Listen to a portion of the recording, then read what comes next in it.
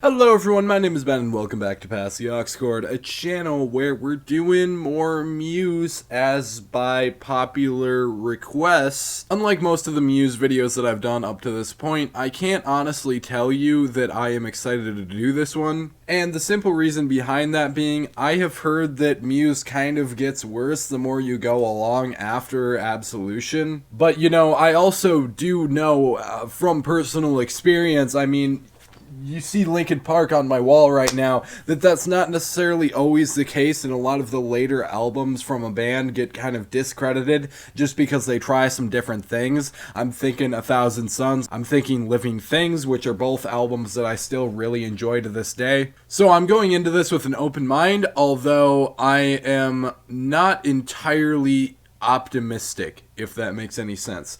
So I am, almost excited, I guess, in a way, to see exactly what side of the fence I sit on, though. And I think that will be a really interesting thing to see. I also am excited to see how this compares to the other stuff that I've heard. Now, every video that I do on Muse, I do get a bunch of comments saying do more Muse, and of course I appreciate the suggestions. I just wanted to let you guys all know that I am going to do the other albums. I think there's 2 more after this later on, so there's no need to request them at this point. It will be coming very soon. Just wanted to let you know so you can stay tuned for that. Regardless, we've got a pretty long listen at 54 minutes. First track is Uprising. Nice riff kicking it off here. Alright. Solid bass line. Got some hand claps going on in here. This melody sounds very similar to one of their other songs, and I'm having a hard time placing it. I might have actually just heard this song before. Hold on. Is this a cover? Is it? I'm so confused. I have heard this a lot of times, I feel like. Yeah, I think I've just heard this a lot. I'm confused.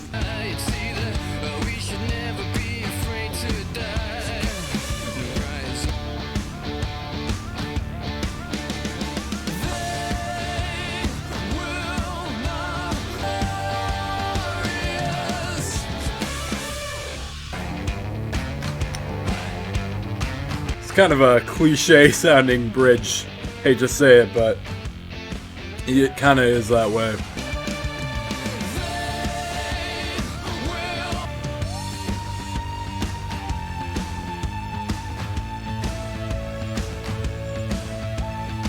Okay, so yeah, I have just heard that song before, that's all that was. I am realizing now that it is their most popular song, so I'm not sure why I was exactly confused on if it was a cover or something, because it most certainly is their song, in fact. It's just that, not one that I realized was theirs, I guess. Apparently a glam rock inspired tune. I definitely see the influence there with the guitar passages where it would just kind of do the sudden switch up notes in the chorus and whatnot. The hand claps as well going all throughout the track was very obvious. Again, it kind of made the song feel a little bit more cliche than possibly it was meant to. The glam rock influence on it, I suppose, and that's not necessarily a terrible thing. I'm pretty sure that when I've heard this song in the past, I thought that it was actually from the glam rock era, and that's maybe why I was so confused on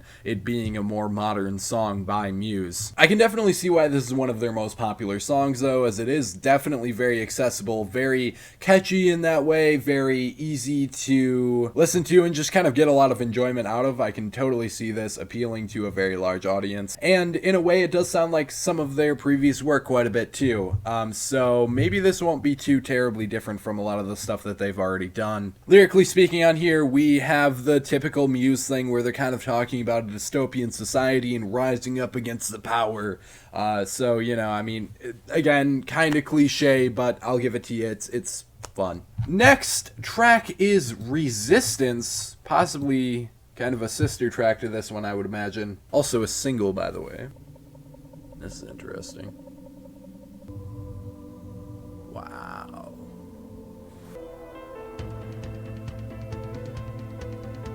Kind of an ominous intro we got going on here.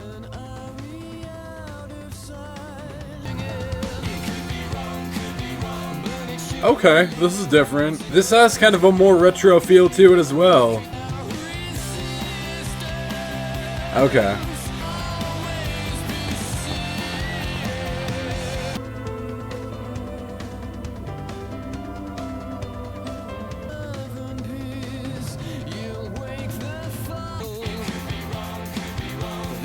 Yeah, the back and forth with the backing vocals is a totally different vibe than I would usually be expecting. At the actual chorus, it goes back into sounding much more like Muse.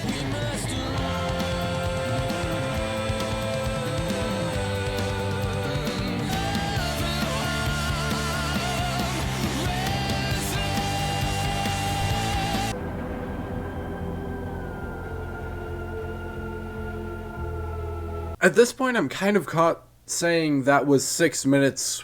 Why and for what? I feel like there was just a lot of filler open space that was kind of just airing out the track more than it needed to be, and that has been kind of a slight problem that I've had with Muse in the past. Just trying to look past the fact that they do seem to kind of fill up their tracks with a lot of like ambient noise that doesn't really necessarily need to be there or do all that much. As far as those long droning on intros and outros, you know, that this track was definitely very fond of. You know, I think we had a whole minute at the beginning and end that kind of just did that. I really wish that something more like dynamic and progressive was happening there to kind of keep it a little bit more engaging. Again, kind of interesting that they're going for some more classic rock kind of feeling refrains on here. There was that, you know, hook before the very Muse sounding chorus on here that really just did remind you of some like 80s prog rock. Even again, kind of did wrap back to that glam rock feeling again, just a bit. I do feel like that track was way too long for what it was, and did not need to be quite as long as it was either. I think the lyrics on there were a little bit more interesting than they were on Uprising. Definitely seemed to be still focusing on kind of a dystopian society type thing. I read that it was inspired by the book 1984, the very popular and well-received book by George Orwell, of course. One of the first books, to my knowledge, to be labeled under dystopian, so of course we are talking about a dystopian society again on here, but this one more seems to be focused on the people themselves and whether or not it is okay to love another person or feel more human emotions rather than just being kind of robotic. Undisclosed Desires is the name of track number 3. This is an interesting kind of melody they got going on here.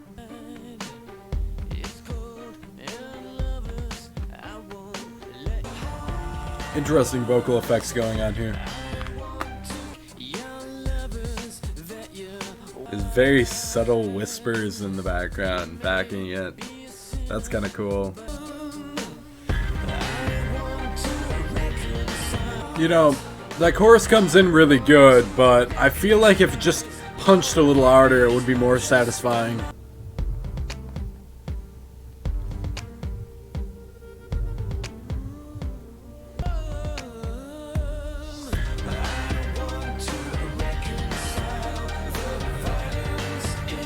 This has a nice groove to it, but it just kind of exists right now. The top tag that this is listed under is Baroque Pop, and that's not necessarily something I was expecting being an influence on a Muse record. I guess, you know, maybe it was slightly ever so much here and there between the other ones that we've looked at before, but definitely was a very strong influence here. You know, this does sound a lot different than a lot of the stuff that they tried in the past, and I have to give them credit for that because I think that I was feeling, and maybe they were feeling too, that they had done too much of the same stuff to this point in their career, and maybe they were trying to make a really solid effort to switch it up a lot here. It's just that it's lacking that kick, you know? It's just really lacking that, like, triumphant kind of just punch that it would give you like that, you know, where something would happen very explosively and just kind of throw you off from the groove of the song in a good way, where, you know, it would just seem like it has more purpose to it now. And I feel like on here they're, you know, attempting some very different things, but just not making it feel satisfying in that typical Muse way. That was the shortest song on the album so far, and yet somehow it managed to feel like the longest just because it seemed like it was kind of repeating the same things. After you got like a couple minutes into the track, probably, about 2 minutes into it, you had kind of heard everything there was to hear. Now, I do really like the lyrics that were given on this track. I do kind of feel like it was tying into the track before it in a way. Really did feel like, it was focusing more on themes of love. This does pretty much just feel like a love song when you're reading it out, even if it does feel more futuristic and robotic and sci-fi than that, as you would expect from a Muse song, I suppose. So yeah, probably my favorite set of lyrics on here, and I guess I'm glad that it has become less generic in that way, and really has become less generic as we went along more and more every time. United States of Eurasia plus Collateral Damage, I guess, is the next one. Interesting title, but we'll see where it takes us. Very sweet sounding opening here.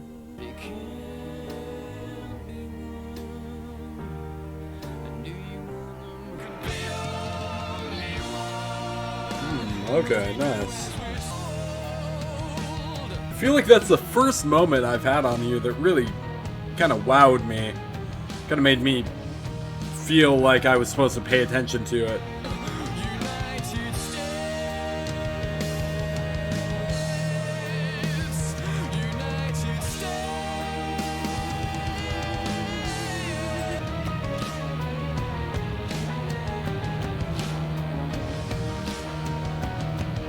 Really like how theatrical and kind of epic this sounds, I guess.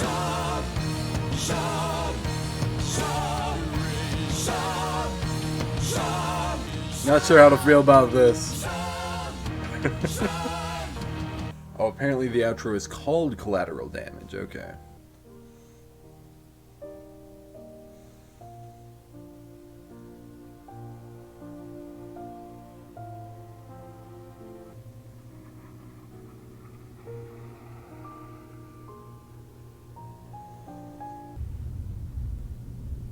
Alright.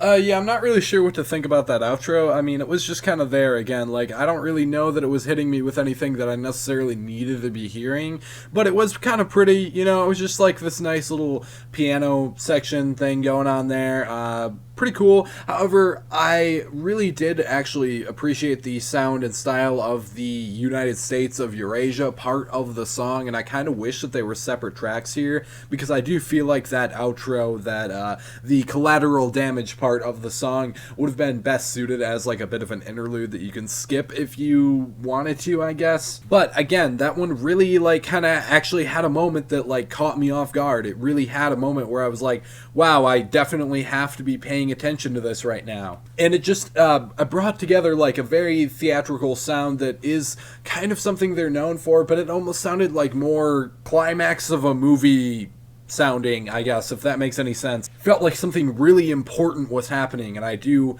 appreciate that about it a lot. Again, didn't necessarily sound like a lot of Muse's stuff that has existed up to this point. And I am still liking that about this record, that they are trying new things on it. It's just that, I hope we keep seeing more stuff like this, where it's unique, but it still has the same, like, sentiment behind it. As far as the lyrics on here, I have not read the book 1984. I started reading it one time and then stopped for some reason, and that's as far as it usually ever gets with books and myself. And I feel like as far as it goes, this song definitely feels like it's focusing on events of that book the most, considering United States of Eurasia definitely isn't something that's ringing too many bells in my head. However, it apparently was a big thing, a very important thing in the book. You do definitely still have some of the kind of same dystopian themes and whatever as you may have in the previous parts of the album. However, there's a little bit more information to it that I feel like I am missing out on. I think that this album album is kind of giving me similar vibes to its relation with 1984 as something like Neutral Milk Hotel's relation to The Diary of Anne Frank. You can kind of appreciate the music and some of the lyrics like for what they are without having read the book that inspired the writer, but it definitely seems like it pulls a lot of specific things from that. Guiding Light is the next one. Okay.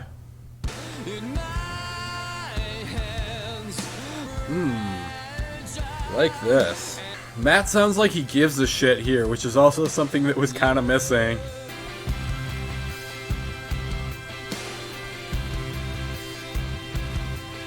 I really like how more and more it just adds another layer as it goes on.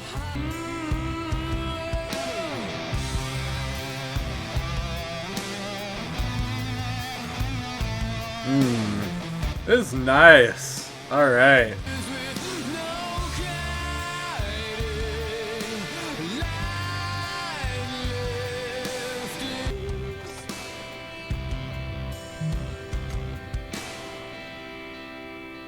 Okay.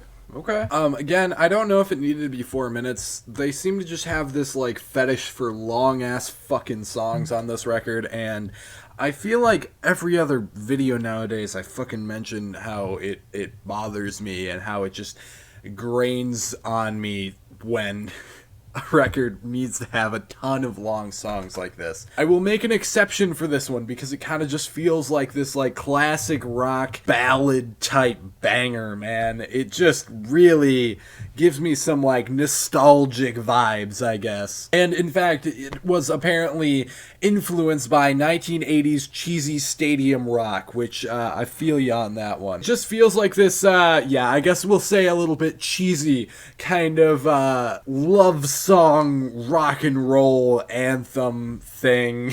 Definitely very progressive still, just has that like kind of prog rock kind of feel to it. This all seems like it has like some influence from probably 3 decades ago at the very least, which, you know, is very interesting for them since they've always much further leaned on like, let's make music from 10 years in the future, that they're kind of like reaching into the past for some influence and sounds and styles and whatnot. I think I was saying in my Showbiz review that like this was made in 1998 or something like that. I'm not sure. I think it was the late 90s that record was made in.